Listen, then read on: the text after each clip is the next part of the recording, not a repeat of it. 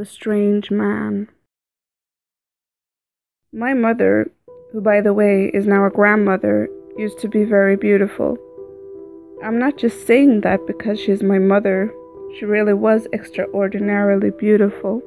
It wasn't really unusual for people to stop and stare at her. She worked as a nurse and really enjoyed her job. Then she started talking about a strange man who used to stand in the lobby of the hospital where she was working. He would just stare at her. We all just told her to ignore him, which she did for a while. At first the man would just be there in the mornings, but soon the man would stand in the lobby almost every time my mother walked through. It was as if he was waiting for her. He never said anything. He just stared at her. My mother seemed a lot more nervous than usual. You could see this was really bothering her. One morning, there was a knock at the door. I had a friend who lived a couple of houses down from us, and I thought it was her. We sometimes used to walk together to school. But when I opened, I heard an engine start up and a car speeding away.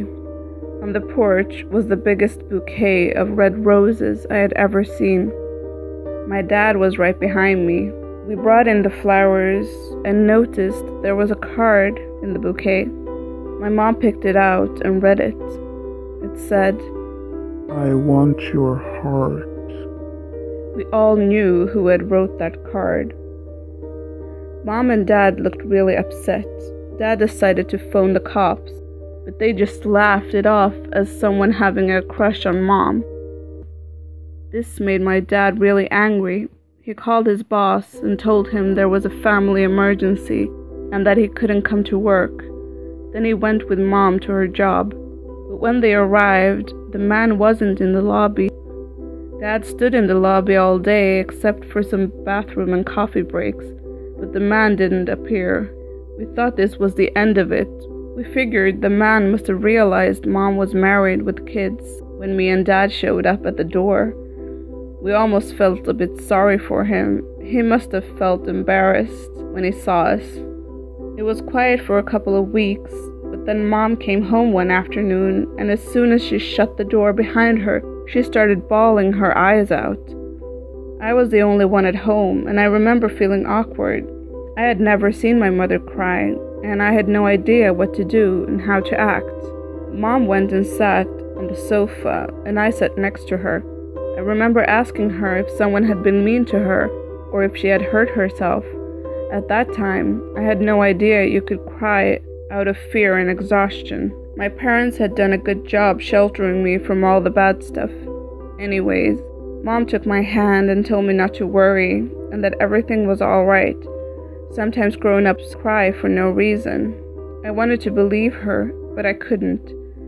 But I stayed quiet because I so wanted her to stop crying. Eventually she did, and went to start making dinner. I helped her peel potatoes. She was looking at the window behind me. I could see a shadow coming over her face, and the look of pure terror in her eyes.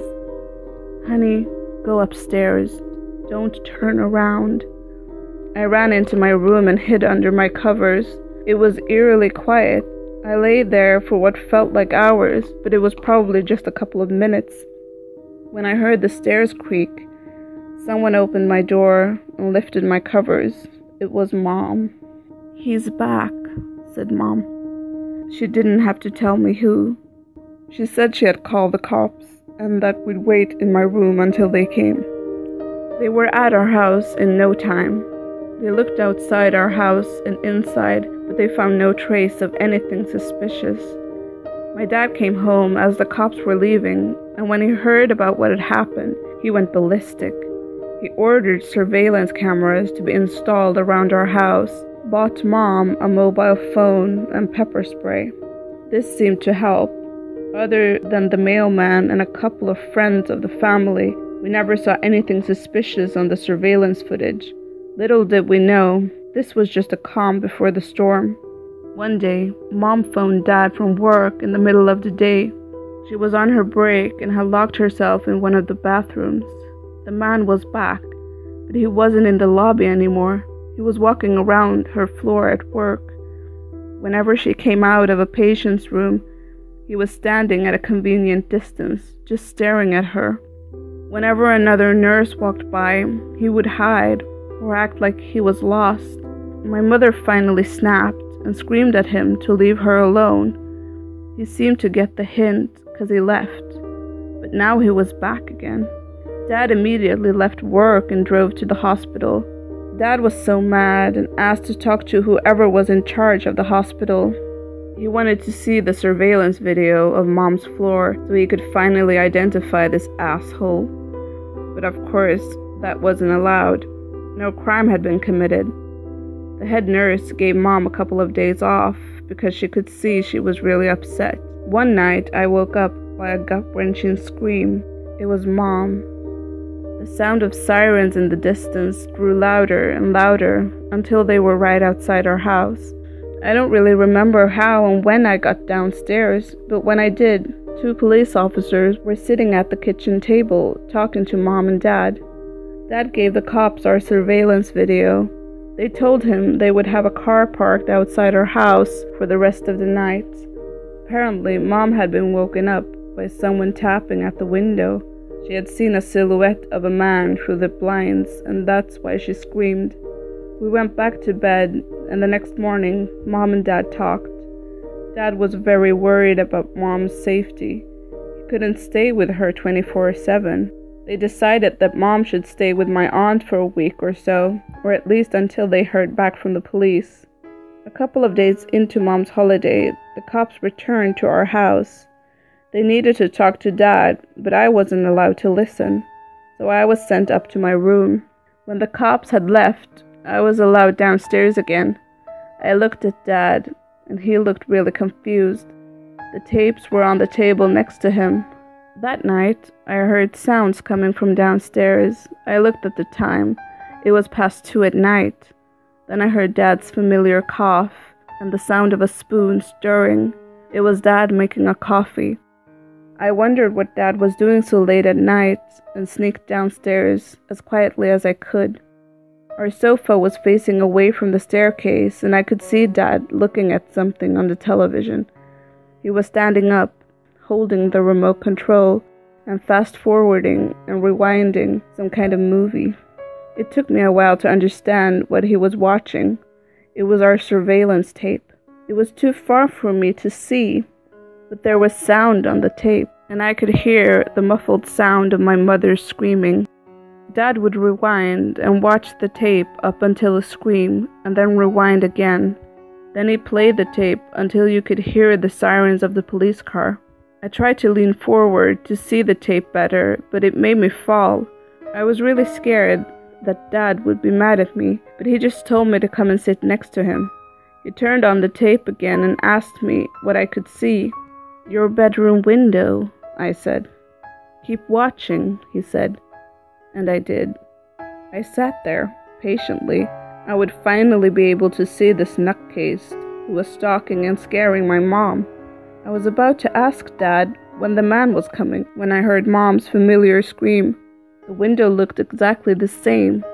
I asked if there was anything wrong with the tape, but then I could see the lights go on through the blinds, and a little later the picture flickered from the lights of the police car. It didn't make sense to me. There was no man outside the window. Nobody had been standing there at all. "I wanted to see it for myself before showing you," Dad said. "Something isn't right here. I think Mom is seeing things that aren't there." "You mean like ghosts?" I asked. "No. I think her mind is playing tricks on her. The cops didn't find anything on the tapes either." I didn't know what to believe. This had been going on for such a long time that it was almost part of our lives. Had I been afraid of a made-up person all this time? I felt betrayed and really confused. Had Mom just lied the whole time? Dad probably saw the confusion in my face because he said Mom couldn't help it, that she might be sick. I could tell this was really hard for Dad to explain. I mean, who can explain mental illness, especially to a child?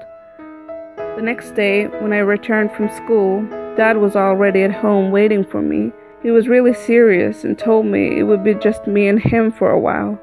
When I was in school, Dad had gone to pick up Mom from my aunt. They had talked, and Dad had told her that the man wouldn't be bothering her anymore, but that they needed to go to the hospital to see if she was okay. Mom kept asking what had happened to her stalker, but Dad didn't know what to tell her.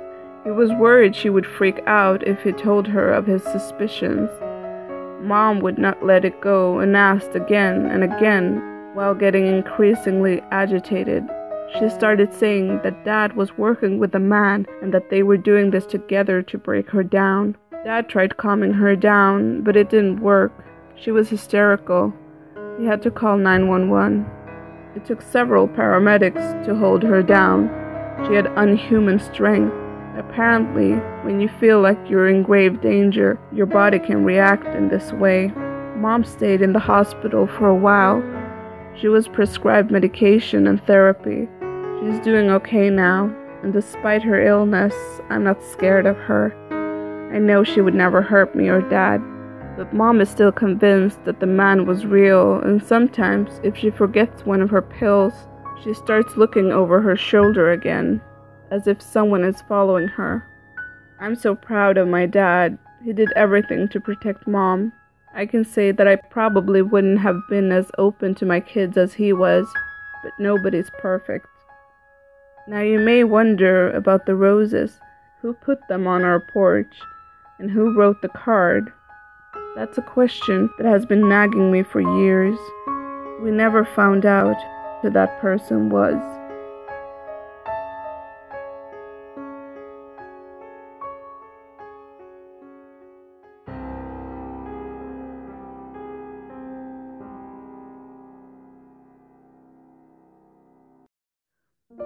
Hi everyone, thanks for listening to this story. I hope you enjoyed it. If you did, why not leave a thumbs up? And while you're at it, subscribe to my channel. I love reading your comments. And if you have a story you would like to share, send me a message. Take care everyone, and be safe.